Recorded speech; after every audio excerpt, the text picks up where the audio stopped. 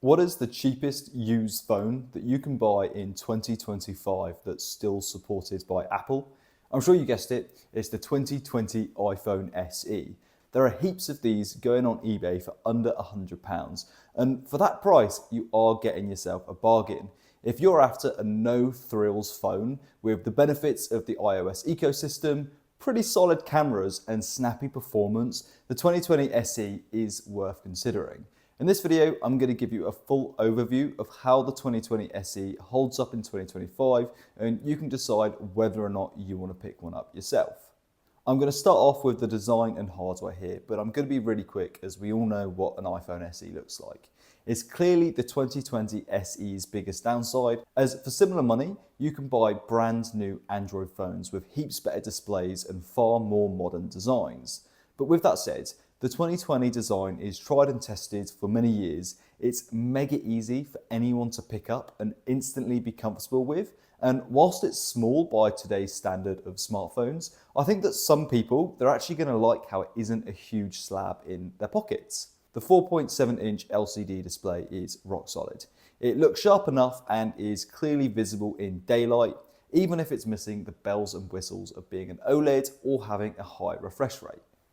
What this phone lacks in design originality, it makes up for in performance. The A13 processor powering this phone, which is the same processor found in the iPhone 11, is plenty fast enough for everyday phone tasks. Whether you're playing some light mobile games, texting, checking your emails, making calls, or watching videos, the 2020 SE handles it all easily. Sure, it's not as quick as the latest iPhone, but the benchmarks show that it's still faster than many entry-level Android phones at a similar price point. Genuinely, I don't think you're going to encounter any performance issues with this phone if you're a lighter user. The only downside I've experienced is the 3GB of RAM, limiting its multitasking performance and app switching. And just for fun, here is the Geekbench comparisons of the 2020 iPhone SE versus Apple's latest iPhone 16 Pro, just so you can see that whilst the 2020 SE is capable of doing the basic tasks, it is still an older phone, meaning it's not going to be suited for editing photos, video editing, demanding games, or even Apple's latest obsession, which is on-device AI features. But I can't imagine that's going to deter many people watching this, because how many of us are really doing that stuff on their phones anyway?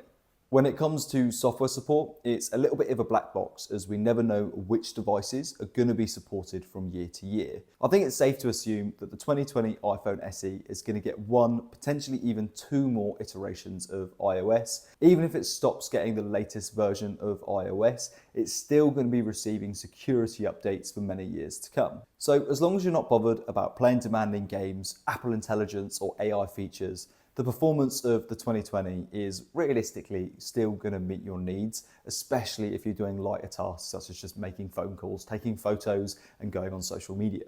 The camera is another strong point of this phone. Although it only has one camera lens, and we've come to expect more nowadays, it's one actually good camera that takes 12 megapixel photos and 4K videos. The photos are really solid, but I think that's standard nowadays. A lot of phones at this price point can take decent photos for the money, as you can see here. The SE supports Apple's Smart HDR, meaning it can capture more levels of details in slightly challenging scenarios, such as if the sky is really bright or if there are details in the shadows. Nighttime performance isn't the best, but for £90, it's hard to expect much more. Where this camera really stands out is video. I genuinely doubt you're going to be able to find a phone as cheap as this with better video capabilities. Battery is another weak area of the 2020 SE. Realistically, you're going to struggle to get through an entire day with more than an hour of screen on time.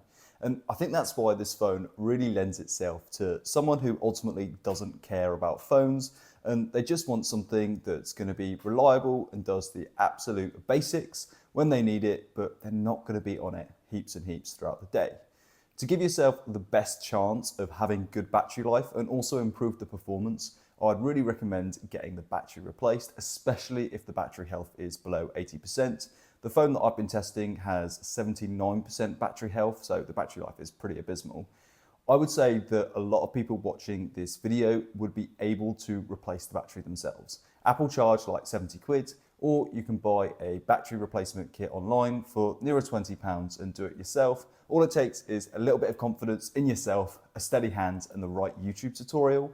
I was genuinely quite nervous about changing the battery of my iPhone X, and it was surprisingly easy. So I'd recommend that you do it yourself if you're feeling confident. So to conclude, I think that the 2020 iPhone SE is still far away from being a bad phone and has got plenty of use cases even 5 years later in 2025. As long as your expectations are realistic, that you're not going to be playing AAA games or editing photos or getting the latest Apple Intelligence features, and it's best suited for lighter phone tasks, then you're not going to be disappointed. It's the cheapest, still supported entry point into iOS, and that comes with benefits such as iMessage, Apple CarPlay, which is a big one for me, and the Apple ecosystem. Sure, if you're willing to spend additional money, you can get a better phone. For example, I'd recommend spending another £50 to £70 on the 2022 iPhone SE. It's a couple years newer, meaning that it's future-proof for another couple of years. It's got a slightly faster processor, etc. But if you're not willing to spend that extra money and you want to buy a cheap phone for under £100 that's going to take really great photos, perform solidly, and has the benefits of the Apple ecosystem, the 2020 SE is really not a bad buy. I hope you found this video useful. Thank you very much for watching. Cheers.